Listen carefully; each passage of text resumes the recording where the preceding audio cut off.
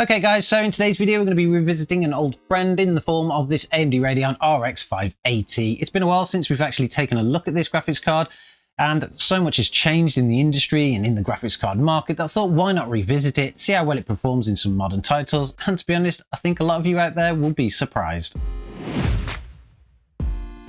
Now, the RX 580 doesn't need any kind of introduction because we've covered it many times in the past, and if you are somebody that has never actually heard about it, then where have you been? If you are a PC gamer, not only should you have heard about the RX 580, but you probably already owned one at some point in time, so you should pretty much be kind of keyed up to the specifications of this card, so we're not going to bore you with that kind of stuff. If you really want to go and find that information out because you don't know a lot about it, just hit the TechLabUK website and they'll tell you everything about this card. But one thing that I can tell you is, when released all the way back in 2017, which makes this card about 8 years old now, they actually offered some of the best price to performance out there on the market. You could pick these cards up brand new for around $229, which in today's money is around $300, so still even a pretty good price.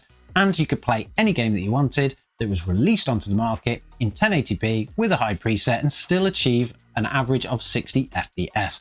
That was phenomenal for its time, and we kind of wish that some of the graphics cards around that price range would even do that today, but unfortunately we are where we are. Lots of things have changed, which is, like I say, why we're going to be taking a look at it, or another look at it again today. The more important thing about this graphics card though is around the model that we've got. Many would consider this being one of the best options that you can go for. It is the Sapphire Nitro Plus AMD Radeon RX 580 8GB. A few key important pieces there were, of course, the 8GB of VRAM, something you definitely need if you're going to be playing any type of modern game nowadays. And all the way back in 2017 would have been a phenomenal amount of VRAM. So AMD used to be very high up on the VRAM count, and it really worked for them because these cards still have a chance of playing modern games. The Nitro Plus cards were actually built extremely well as well. We've got a twin fan configuration here with some pretty beefy fans on here, which means that the card stays super cool and super quiet through all of the testing that we've done. It also comes with a metal backplate, which would have been a little bit rare at the time, but they obviously included them, and it's something that makes it look nice in your system. And to be honest, the overall card just looks fantastic as well. You can actually vertically mount this and it looks good, and you can also mount it normally and it will still look good. So Sapphire did a great job with this graphics card, but then Sapphire always do as well. Now, when it comes to power connections here, we do have an 8-pin and a 6-pin, so you'll need to make sure that you've got that if you are going to be installing one of these. And I say that nowadays, many people would think it's a bit crazy to do this, but many people still actually buy these graphics cards. You can still buy them new, particularly from the more Chinese brands, and if you do buy them pre-owned, you probably want to be looking at something like this type of model. The one thing that you do need to be aware of if you're going to be purchasing one in 2025, not that I'm advocating that you should, is you need to double check that they haven't been completely mined on. Fortunately for us, our graphics card came to us like new. We've had it for a while now. It's never been mined on, which means it gives us absolutely no issues at all, but lots of people did use these for mining, so just be aware of that if you want to pick one up. And when it comes to picking one up today, you won't pay a lot for them at all. About a year ago or two, I actually paid around £30 for this graphics card, and it came fully boxed like a new graphics card does, and it's been perfectly fine.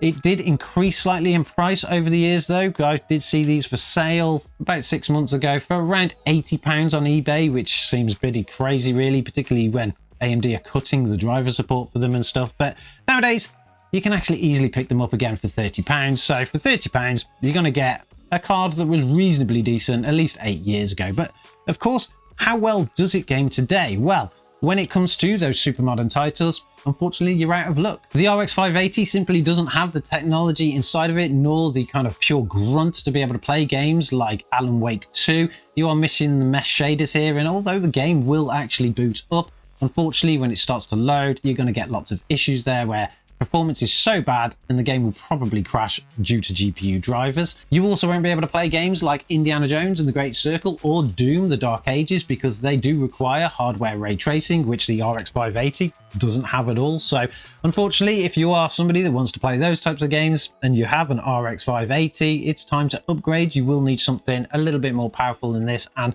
something with the technologies that you need to be able to do it. But that doesn't mean that the card is completely dead from playing new games, because there are lots of games out there that have none of those requirements at all.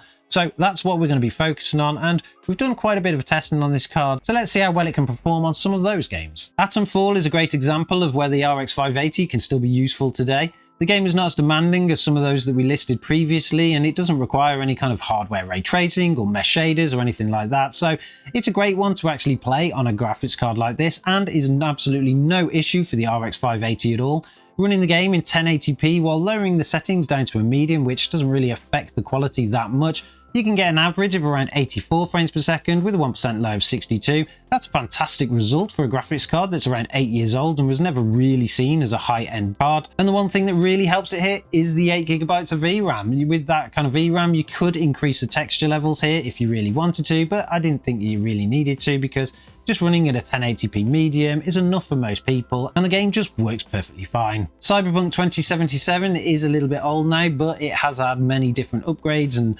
enhancements over the years, something that has really made the game come to light, particularly when it was delivered in such a poor state. Nowadays, it will pretty much run on most hardware, and you have an option for any kind of hardware that you want in the settings. We managed to get the game running perfectly fine using a 1080p resolution with a medium preset, and then we did also enable FSR3 with a quality setting. With this configuration, the game looks absolutely fantastic. It's not as good as it could look, but it does look way better, and it plays much more smoother than a console version, and you can get an average of around 60 frames per second with a 1% low of 51. Again, another absolutely fantastic result here from the RX 580, really showing that it can play even super popular games that are quite demanding in some areas and still get a 60 FPS experience, so another win for the RX 580 in 2025. A Plague Tale Requiem was a little bit more demanding for the card, and unfortunately this game does also require you to have some kind of render scaling enabled. For some reason you just can't disable it on this game. We left that setting in a default setting here, so any results that we get here are of course including upscaling, but running the game in 1080p and this time having to drop those presets down to a low setting, we could average around 70 frames per second with a 1% low of 50. The game was completely playable at these settings and it looked okay. There was slight blurriness, but I think that's down to the render scaling more than anything, and to be honest there was absolutely no blips. You could play it all the way through.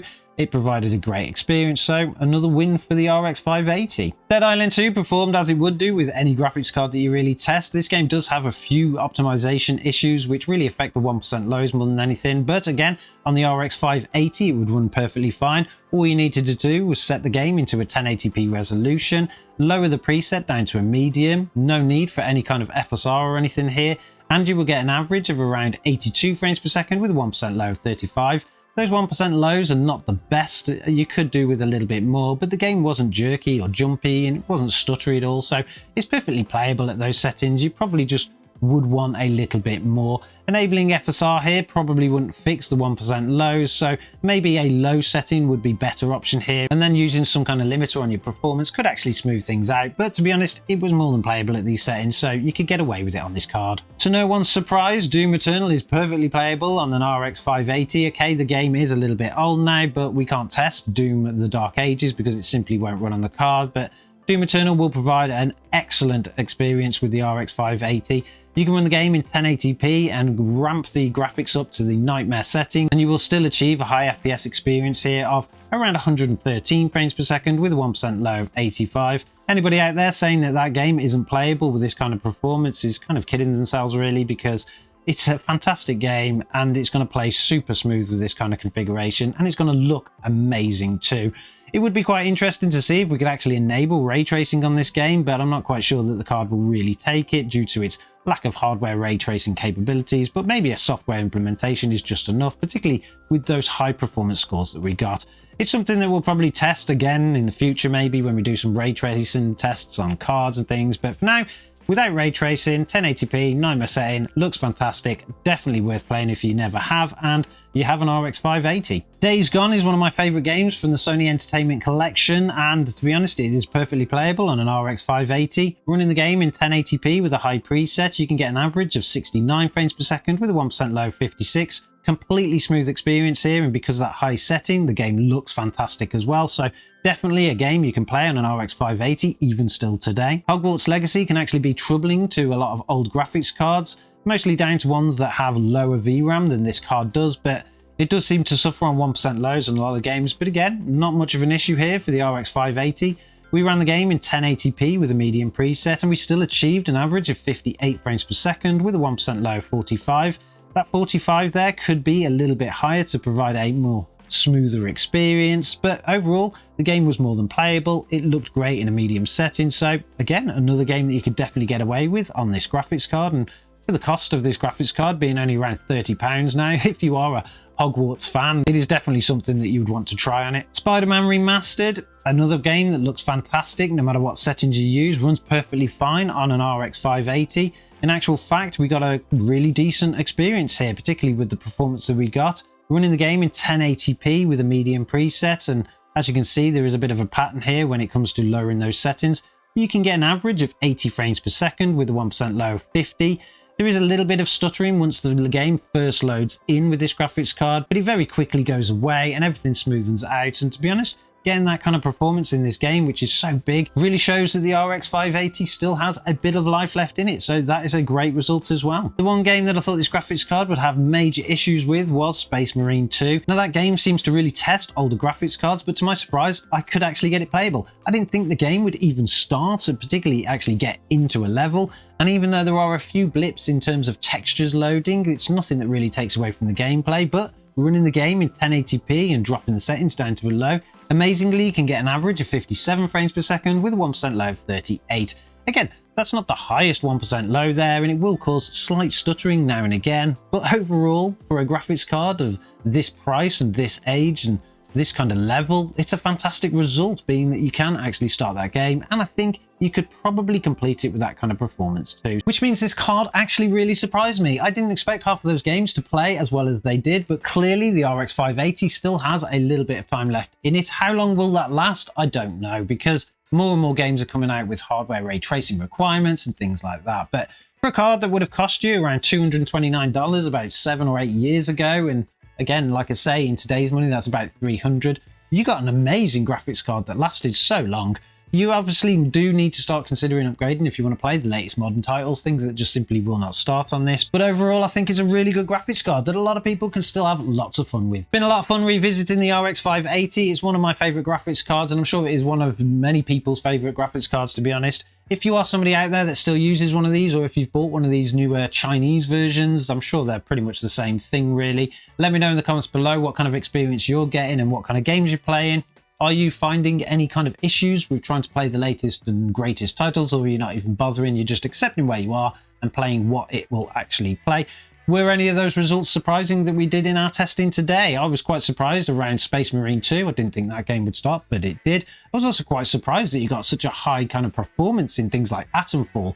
The game isn't the most demanding game out there, but it is very, very new. So I thought that this card would actually fall over a little bit more. So I think I'm going to do a little bit more testing around that game and see how far can we actually go back before it's completely unplayable, because so far it's completely surprised me. Its minimum spec for graphics card is an RTX 2060. Well, that's officially what they say. Don't forget to subscribe to the channel if you like this kind of content and you want to see what other graphics cards we're going to be revisiting. I'm sure there's going to be plenty of them. We do have another AMD graphics card coming up, something a little bit older than this one, but still, I think will surprise you in terms of performance.